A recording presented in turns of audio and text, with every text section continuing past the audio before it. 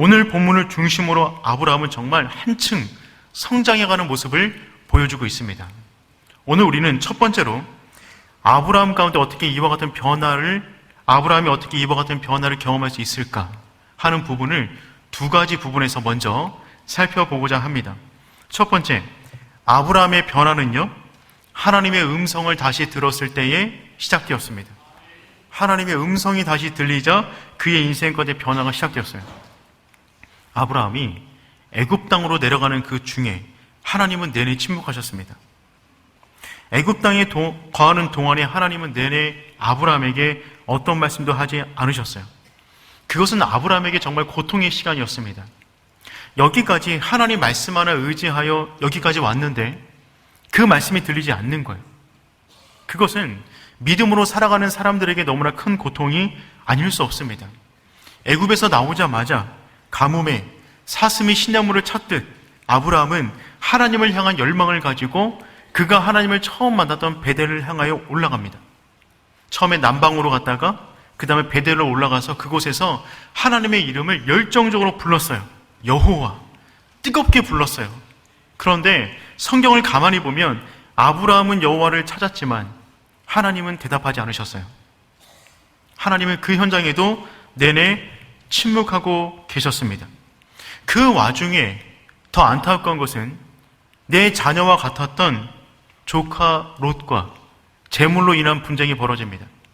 하나님이 갈대아 우르에서 부르실 때 마지막까지 떠나보내지 못한 대상이 바로 롯이었는데 그와 이 부분에서 헤어지게 되었는데 다른 문제도 아니고 재산권의 문제를 가지고 다툼이 일어나 헤어지게 되었어요.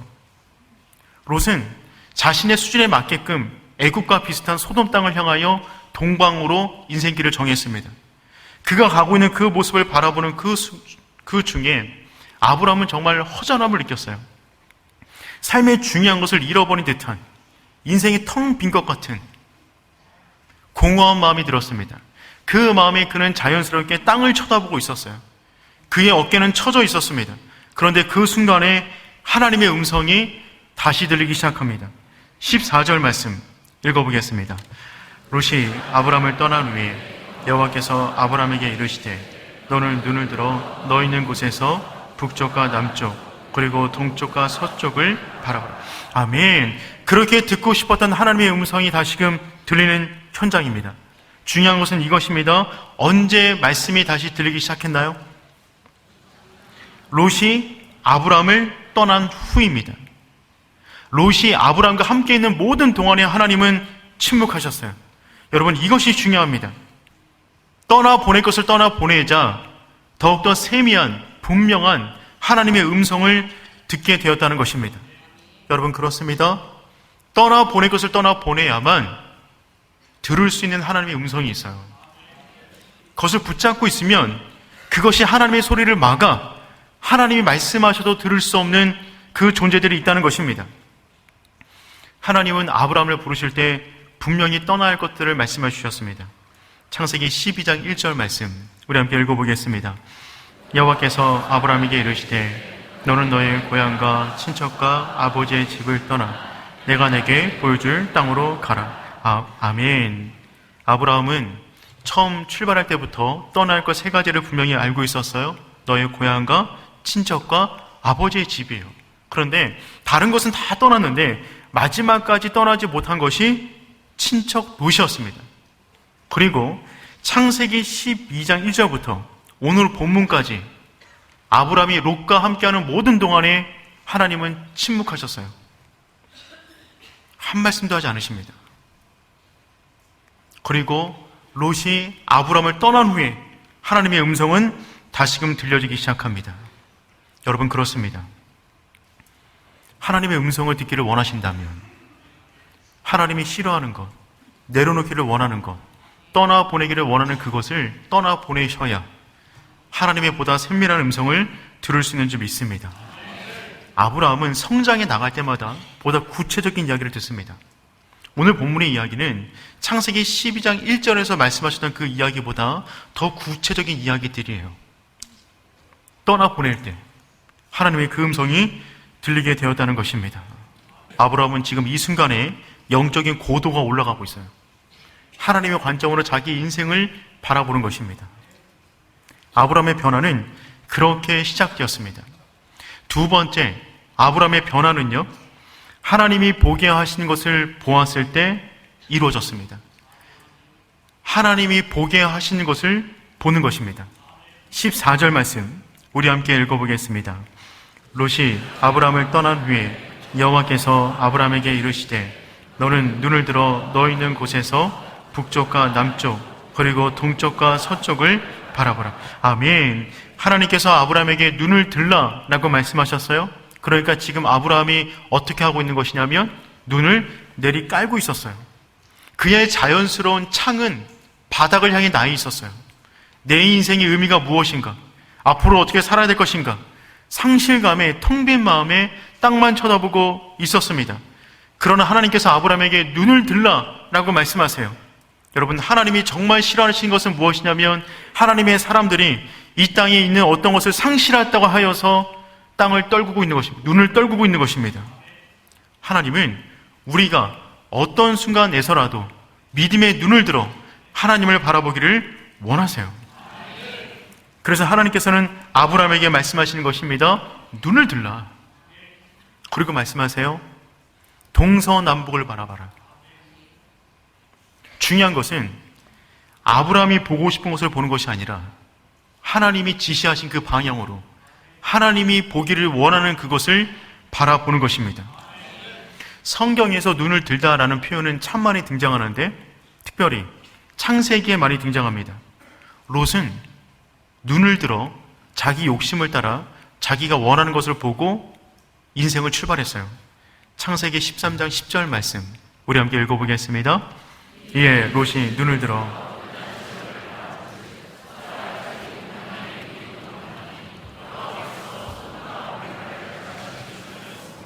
여호와의 동산 같고 애굽 땅 같았더라.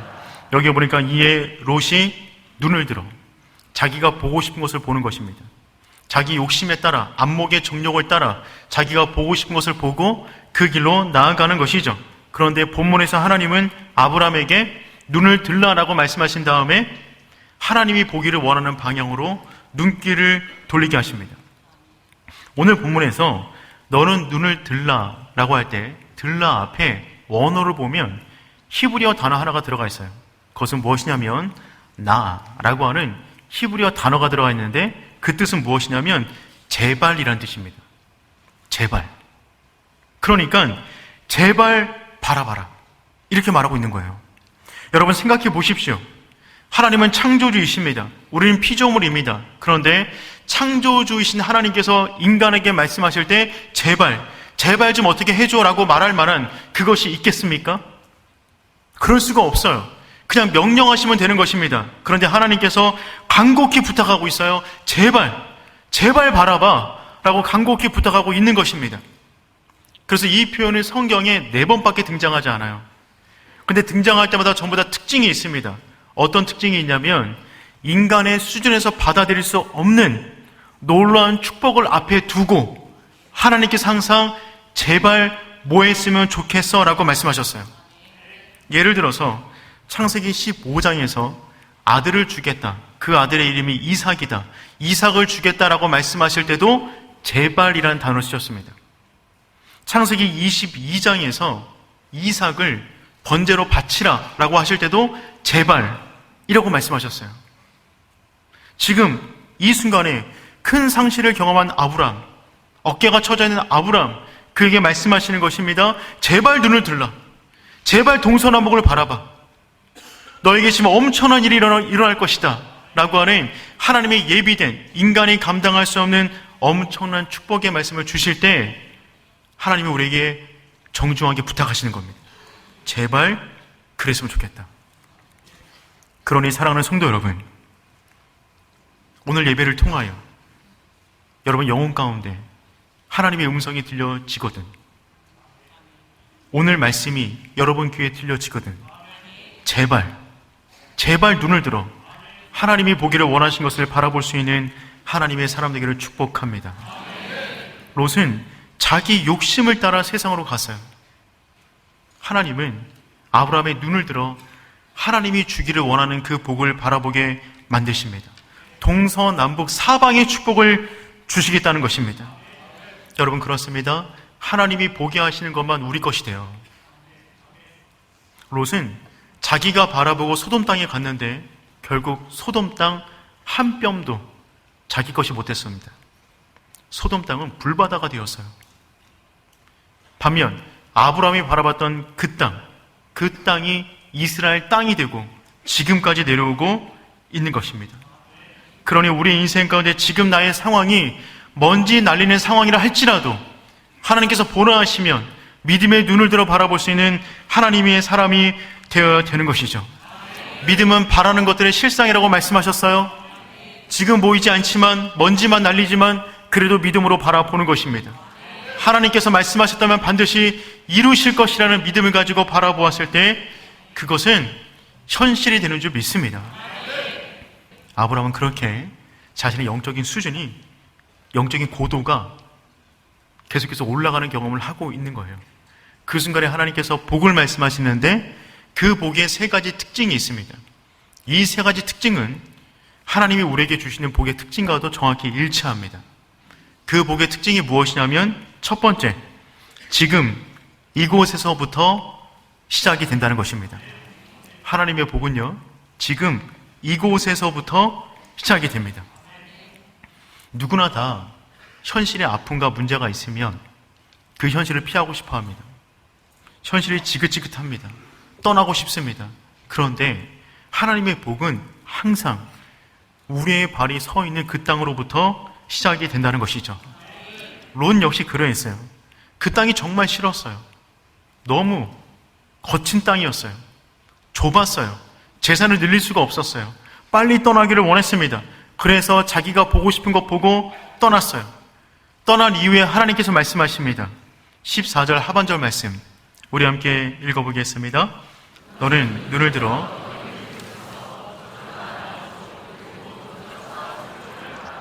아멘. 중요한 것은 너는 눈을 들어 너 있는 곳에서, 즉 너 있는 곳에서부터 동서남북을 바라보라는 것입니다. 즉 너 있는 곳에서부터 하나님의 복이 시작이 된다는 겁니다.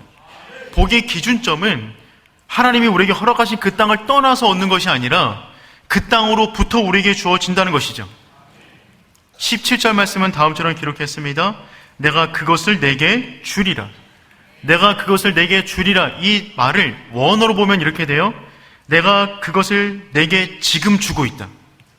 지금 주고 있다. 우리 눈에는 시작이 되는지 모르지만 하나님 입장에서는 이미 시작이 됐다는 것입니다. 우리가 있는 그곳, 하나님이 세워주신 그곳, 우리의 가정, 내 일터, 내 관계, 그 문제 속에서 하나님은 지금도 일하고 계심을 믿습니다. 고통스럽고 질척거리고 따분하고 상처를 주는 그 현실의 땅에서도 주의 이름을 부를 때 하나님은 우리 인생 가운데 놀라운 일을 이루신다는 것입니다. 그러니 사랑하는 성도 여러분, 현실을 피하지 마십시오. 그 현실을 믿음으로 끌어안는 것입니다. 물론 하나님께서 원치 않는 땅이라면 떠나야겠지만 하나님께서 이끄신 곳이라면 그곳에서 제단을 쌓고 여호와 이름을 불러 사방의 복을 주시는 하나님의 그 복을 누릴 수 있는 저와 여러분 되기를 축복합니다. 두 번째, 하나님이 주시는 복의 특징은 무엇이냐면 영원한 복이라는 것입니다. 영원한 복입니다. 15절 말씀 우리 함께 읽어보겠습니다. 보이는 땅을 내가 너와 내 자손에게 주리니 영원히 이르리라. 아멘. 영원히 이르리라. 하나님이 주시는 복의 특징 첫 번째는 내가 있는 곳에서부터 시작이 되는데 거기서 얼마 안 있다가 끝나는 것이 아니라 영원히 이르리라. 하나님은 풍성하신 분이세요. 우리에게 줄 것이 많으세요. 다 주기를 원하세요. 그 모든 것을 다 받아 누리라는 것입니다. 여러분, 그러므로 우리가 복된 것을 선택할 때는 기준점이 명확해야 되는데 그것은 무엇이냐면 영원한 것을 선택하는 것입니다. 여러분 인생 가운데 혹시 무엇인가 선택할 일이 있으십니까? 중요한 인생의 갈리낌 가운데 있습니까? 그 가운데 분명한 선택의 기준은요, 이것이 영원한 가치가 있는 것인가, 그렇지 않은가로 가늠하는 것입니다. 그럴 때 우리는 세상의 가치에 속지 않아요. 세상에서 주려고 하는 복들이 있습니다. 근데 그것은 유통기간이 있어요. 길어야 하루, 이틀, 일주일, 아무리 길어봐야 80년입니다. 그 이유를 보장할 수가 없어요. 그런데 하나님의 복은 어떤 복이냐면 영원까지 이루는 복이 되는 줄 믿습니다. 가장 안타까운 사람들이 어떤 사람들이냐면 영원하지 않은 것을 얻기 위하여 영원한 것을 포기하는 사람들입니다. 영원하지 않은 것을 얻기 위하여 영원한 것을 포기하는 그 사람, 얼마나 안타까운지 모르겠어요. 하나님의 복은 영원한 복입니다. 세 번째, 하나님이 주시는 복의 특징은 무엇이냐면 셀 수 없을 만큼 풍성한 복이라는 것입니다. 16절 말씀 함께 읽겠습니다. 내가 내 자손이 땅의 티끌 같게 하리니 사람이 땅의 티끌을 능히 셀 수 있을진데 내 자손도 세리라. 아멘. 하나님이 주시는 복은 내가 있는 땅으로부터 시작이 되어서 영원까지 이르는데 그것이 그냥 근근하게 흘러가는 것이 아니라 풍성하게 주어진다는 것입니다. 땅의 티끌, 먼지 얼마나 많이 있어요? 그 먼지만큼이나 큰 복을 우리에게 주시겠다는 것입니다. 조금 전에 롯이 자신의 수많은 짐승과 노예를 이끌고 동쪽으로 갔어요. 그 땅은 거친 땅입니다. 조금만 움직여도 먼지가 일어나는 땅이에요. 롯이 떠난 자리에는 먼지밖에 남지 않았어요. 그런데 하나님께서는 그 먼지를 동서남북으로 바라보게 하신 이후에 이렇게 말씀하신 것이죠. 시청각 교육을 하고 계신 것입니다. 그 먼지만큼이나 내가 너에게 줄 복이 많단다.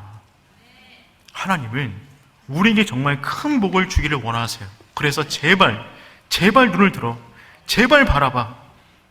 너에게 줄 것이 많아. 이렇게 지금 도전하고 있는 것입니다. 그리고 하나님께서는 그 땅을 준다는 확신한 보증으로 종과 횡으로 동서남북으로 그 땅을 밟아보라고 말씀하세요.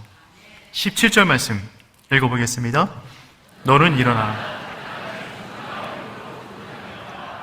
내가 그것을 내게 주리라. 아멘. 하나님께서 말씀하시는 것이죠. 그 땅을 내가 내게 줄 것인데 확실한 보증으로 종과 횡으로 동서남북으로 그 땅을 전부 다 밟으라는 것입니다. 그 밟는 모든 땅을, 내가 어느 땅이든 동서남북 어느 땅이든 밟는 모든 땅을 내가 너에게 줄 것이다. 발을 밟는다는 말은, 땅을 발로 밟는다는 말은 그 땅을 향한 소유권과 통치권을 상징하는 것입니다. 밟는 모든 땅마다 내 땅이 된다는 것이죠. 여러분에게 만약에 하나님께서 이 말씀을 주셨다면 여러분은 어떻게 하시겠어요? 저는요, 전속력으로 할 수 있는 만큼 냅다 달릴 것입니다. 그 말이 끝나기 전에. 동쪽으로 달렸으면 저는 아마 서쪽으로 못 올 것 같아요. 동쪽으로 가다가 지칠 것 같아요. 북쪽으로 달리면 북쪽으로 가다가 못 돌아올 것만 같습니다. 밟는 모든 땅을 내가 너에게 주겠다. 아브라함은 지금 이 순간까지 땅 한 평이 없어요. 그런데 처음으로 땅을 주겠다고 약속한 곳이 이곳입니다. 밟는 모든 땅을 너에게 주겠다. 저 같으면 이 땅을 평생 떠나지 않을 것입니다. 내 땅이잖아요. 얼마나 귀한 땅입니까? 하나님의 값진 선물이에요. 그런데 놀라운 것은 아브라함은 그 땅을 과감하게 떠납니다. 18절 말씀 읽어보겠습니다. 이에 아브라함이 장막을 옮겨 헤브론에 있는 마므네 상수리 수풀에 이르러 거주하며 거기서 여호와를 위하여 제단을 쌓았더라. 아멘. 하나님이 그 땅을 주시겠다고 말씀하셨는데 아브라함은 그 땅을 떠나버립니다. 그리고 어디로 가냐면 헤브론 땅으로 가요. 지도를 한번 보도록 하겠습니다. 애굽에서 나온 아브라함, 그는 처음에 네겝으로 이동합니다. 남방이에요. 사막의 초입입니다. 그 다음에 베델, 처음으로 제단을 쌓았던 베델로 올라갑니다. 거기서 하나님께서 땅을 주시겠다고 말씀하셨는데 거기에서 30km 더 떨어진 위로 올라가서 그곳에서도 해발 1000m 위에 있는 헤브론 땅으로 올라가게 됩니다. 이 헤브론은 가나안 지역 전체 가운데 가장 높은 성읍이에요. 가장 높은 땅이에요. 그 땅으로 지금 아브라함은 올라가고 있는 것입니다. 헤브론이라는 이름의 뜻은 무엇이냐면 교제의 자리, 교제의 자리라는 뜻을 갖고 있어요. 그 가운데서도 마무레, 상술이 수풀에 거하게 되었는데 마무레라고 하는 뜻은 활기차다, 강하다, 열렬하다, 뜨겁다 라고 하는 의미를 가지고 있습니다. 그러니까 아브라함은 지금 어디로 가고 있는 것이냐면 하나님을 향한 깊은 교제를 위하여 하나님을 뜨겁게 제사하기 위한 그 제단을 쌓을 수 있는 곳을 찾아 올라가 그곳에서 예배를 드리고 있다는 것입니다. 아브라함은 하나님이 귀한 선물을 주겠다라고 약속하셨지만 그 약속만 붙잡고 그냥 그렇게 시간을 허비하는 것이 아니라 그 약속을 주신 그 하나님의 옷자락을 붙잡기 위하여 하나님을 뜨겁게 예배할 수 있는 예배의 자리로 지금 이동해 나가고 있는 거예요. 마치 아버지가 집에 자녀를 위한 큰 선물을 사가지고 왔어요. 자녀가 아버지가 들어오자 기쁘게 뛰어옵니다. 누구에게 달려오는 거죠? 선물에게 달려오는 것입니다. 그런데 그 순간에 어떤 아이는 아빠를 끌어안는 거죠. 그러면 다음에 선물 2개 옵니다. 지금 하나님께서 아브라함에게 그 땅을 선물로 주겠다고 말씀하시는데 아브라함은 그 선물보다 그 선물을 주신 하나님이 너무 귀한 거예요. 그분의 옷자락을 더욱 붙잡기 위하여 하나님과 친밀한 교제를 뜨겁게 누릴 수 있는 그 장소로 끊임없이 올라가고 있어요. 그의 영적인 고도가 끊임없이 올라가고 있는 것입니다. 그 이후로부터 이스라엘의 역사는 2갈래로 나눠지게 됩니다. 헤브론을 중심으로 하는 역사와 소돔 땅을 중심으로 하는 역사, 2갈래로 나눠지게 되는 것이죠. 아브라함은 끊임없이 수식적인 인생을 살아가요. 하늘을 향하는 인생을 살아가요. 롯은 끊임없이 수평적으로 세상으로 나아가는 인생길로 가는 것입니다. 그래서 아브라함은 이제부터 내가 무언가를 가졌네, 못 가졌네, 덜 갖고 싶네, 아쉽네 이런 마음이 없어요. 그는 바울이 말하듯이 정말 일체의 비결을 배운 사람이 되었습니다. 빌립보서 4장 12절 13절 말씀 우리 함께 읽도록 하겠습니다. 나는 비천에 처할 줄도 알고 풍부에 처할 줄도 알아. 모든 일 곧 배부름과 배고픔과 풍부와 궁핍에도 처할 줄 아는 일체의 비결을 배웠노라. 내게 능력 주시는 자 안에서 내가 모든 것을 할 수 있느니라. 아멘. 내게 능력 주신 자 안에서 내가 모든 것을 할 수 있습니다. 나는 비천에도 풍부에도 궁핍에도 부요함에도 처할 수가 있습니다. 언제 이런 고백을 할 수 있게 되는 것이죠? 그 복을 주시는 하나님을 붙잡을 때, 그분이 보기를 원하는 것을 바라보았을 때, 영적인 고도가 올라가서 이 땅의 문제를 하나님의 시각으로 바라볼 수 있을 그때에 이런 고백이 나온다는 것입니다. 사랑하는 성도 여러분, 어떤 일이 있더라도 소돔 땅이 아닌 헤브론을 향하여 올라갈 수 있는 하나님의 사람 되기를 축복합니다. 여러분, 롯은요 자기 수준에 바라본 그 땅이 진짜 좋은 땅인 줄 알았어요. 그는 모르고 갔어요. 그는 모르고 가서 인생이 비참하게 마무리됩니다. 그는 몰랐어요. 근데 우리는 알잖아요. 롯의 인생의 방향이, 그 길이 어떠한지 우리는 알잖아요. 그는 몰라서 망했는데 우리는 알매도 불구하고 그 길을 간다면 얼마나 안타깝습니까? 사랑하는 성도 여러분, 우리의 시각이 수평에서 머무는 것이 아니라 수직으로 올라가 하나님이 보기 원하시는 그것, 하나님이 말씀하시는 그것을 붙잡고 날마다 하나님을 향하는 믿음의 사람 되기를 축복합니다.